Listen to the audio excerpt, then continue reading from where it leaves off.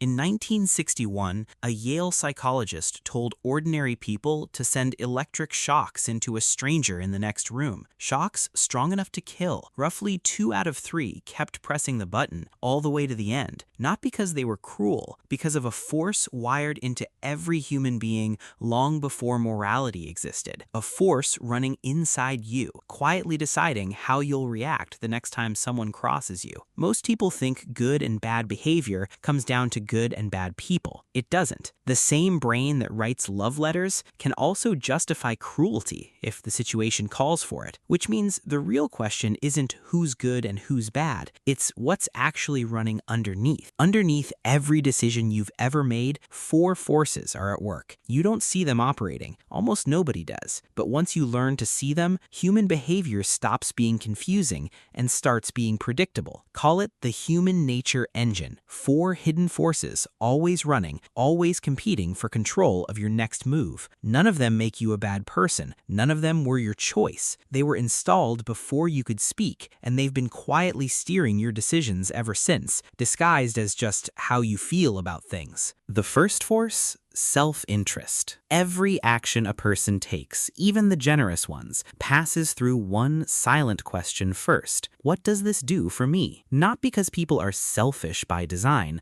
but because the brain is built to protect its own survival before it protects anyone else's. This is why generosity so often comes with strings nobody says out loud.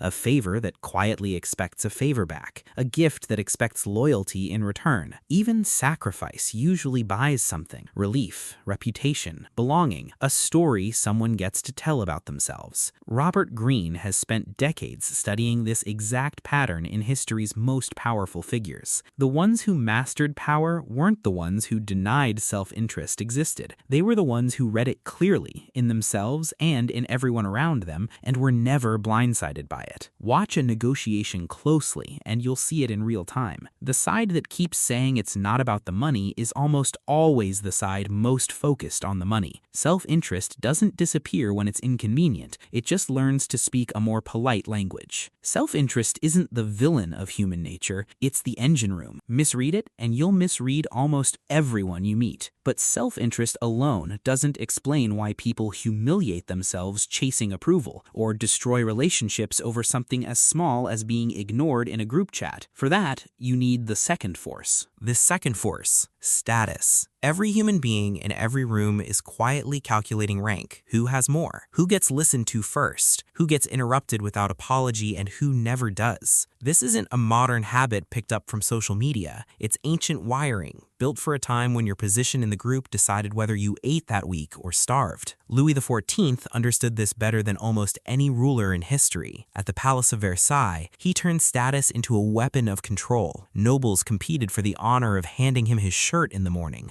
or holding a candle while he ate dinner. It sounds absurd from the outside, but it worked exactly as intended. It kept the most dangerous men in France too busy competing for rank to ever organize against him. The same engine hasn't gone anywhere. It just changed costumes. A like count, a job title on a profile, who gets copied on the email and who doesn't. Take away the crown and the candle and the game is identical. People still rearranging their entire behavior around one silent question. Where do I rank in this room? You'll find the same engine everywhere once you know what to look for. The coworker who needs credit for every idea. The friend who can't celebrate your win without mentioning their own. The stranger online who needs the last word in an argument about nothing. It's rarely about the topic on the surface. It's about position underneath it. Status explains why people compete so hard over things that don't matter. It doesn't explain why they lie to themselves while doing it. That's the third force. The third force, emotion. Most people believe they think first and feel second. It's the opposite. The brain reaches an emotional verdict in a fraction of a second, then spends the next several minutes constructing a logical explanation for a decision it had already made. Neuroscientist Antonio Damasio saw this clearly in patients with damage to the emotional centers of the brain. Their logic stayed fully intact, their memory, their intelligence, all functioning normally, but they couldn't make simple decisions.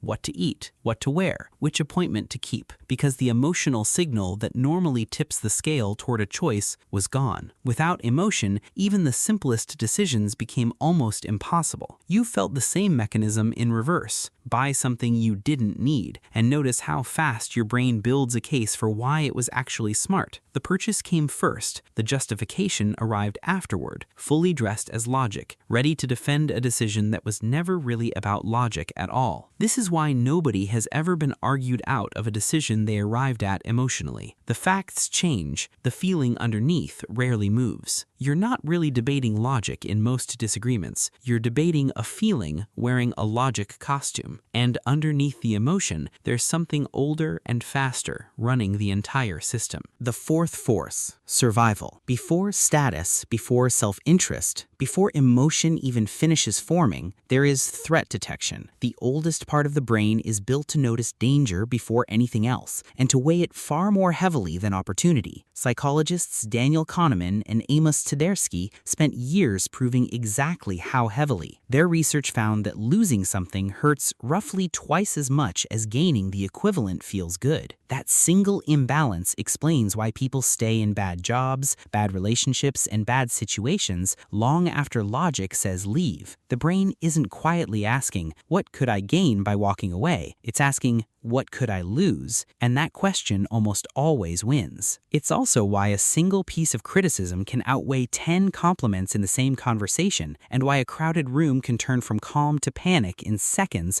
once one person moves toward the exit. The survival engine doesn't wait for permission. It reacts first and explains itself later, if it explains itself at all. Here's what makes human nature so hard to read from the outside. Nobody walks around showing you their raw self-interest, their raw status hunger, their raw fear. Society punishes that kind of honesty, so every person learns to wear a mask, a curated version of themselves, built to look reasonable, generous, and calm, while the four engines keep running underneath, mostly out of sight. The mask isn't dishonesty, it's survival strategy. A person who openly admitted, "I need this for my ego," would be judged instantly. So the ego learns to speak in the language of fairness, logic, and good intentions instead. The words change, the engine underneath doesn't. This is why watching what someone does under pressure tells you more than 100 conversations at their calmest. Pressure is what cracks the mask. It's the moment the polite language runs out of time to form,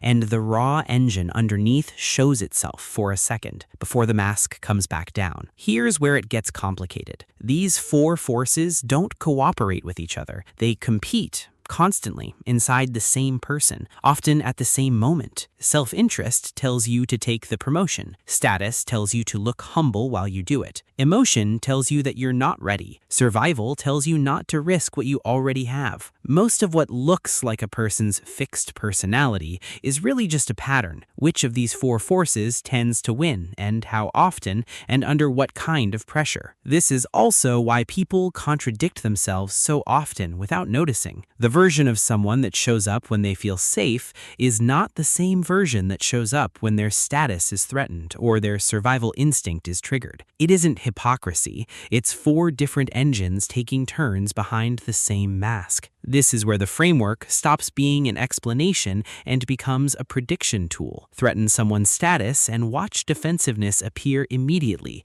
even over something small and unrelated. Corner someone's self-interest and watch how fast their stated values quietly bend. Watch what a person protects the moment they feel scared, and you'll learn more about them in 10 seconds than 100 conversations could tell you. Once you can name the engine, you can usually predict the next move before it happens, because very few reactions are actually random. Most of them are one of four familiar forces wearing a slightly different mask than the last time you saw it. The human nature engine doesn't just explain what already happened, it tells you what's coming next. If this framework is clicking, tap the like button and subscribe. It keeps videos like this coming your way. Start noticing the engine instead of the person. Next time a coworker takes credit for your idea, don't just feel annoyed by it. Ask which engine is driving it. Almost always, it's status. Next time a friend cancels plans with a vague excuse, don't take the excuse at face value. Look for what they were actually protecting. Usually survival. Usually fear of an uncomfortable conversation. In a negotiation, stop leading with logic. Logic rarely moves first. Speak to status or self-interest, and the logic will follow on its own. When someone reacts far more intensely than the moment seems to deserve, stop asking what they said. Start asking what engine just got threatened and what mask just slipped. Once you start reading engines instead of words, people stop being confusing. They start being predictable. Understanding human nature was never about sorting people into good and bad. It's about seeing the engine running underneath the mask. Once you see it, you stop taking behavior personally, and you start recognizing the same pattern in almost everyone you'll ever meet. The next time someone tells you, "That's just who I am," don't believe them completely. Watch which engine is actually running instead. Self-interest, status, emotion, or fear. That's usually where the real answer has been hiding the whole time.